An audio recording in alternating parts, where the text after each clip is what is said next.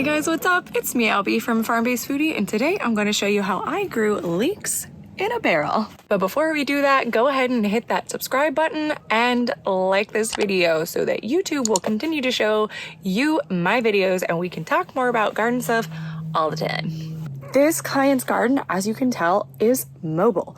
They are going to be doing some setup around the property, putting in a whole bunch of new stuff, and we didn't know exactly where the final location for the garden was going to be. So we used these Organilock Troughs and these half-barrel pots, and I love both of them. They have been really great and really productive, as you can see here, and they are actually a really good choice for anybody who's a renter or who isn't sure yet where they want the exact location of their garden to be.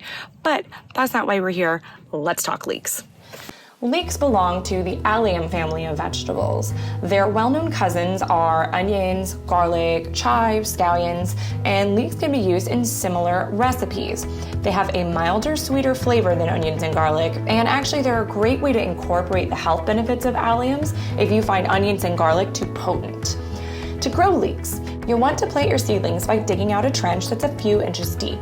Plant the young seedlings at the bottom of the trench. As you water and as it rains, the soil will begin to fill in the hole as the leeks grow and slowly cover up the bottom portion of the stem. This is a process called blanching. To harvest your leeks, you'll want to dig away some of the soil around the stem to get closer to the roots. If they're grown in healthy soil, like the Organilock seen here, they'll actually have really big root systems and you'll need to pull the leek as closely to the base as possible. Leeks grow really slowly, and they're a one and done type of crop.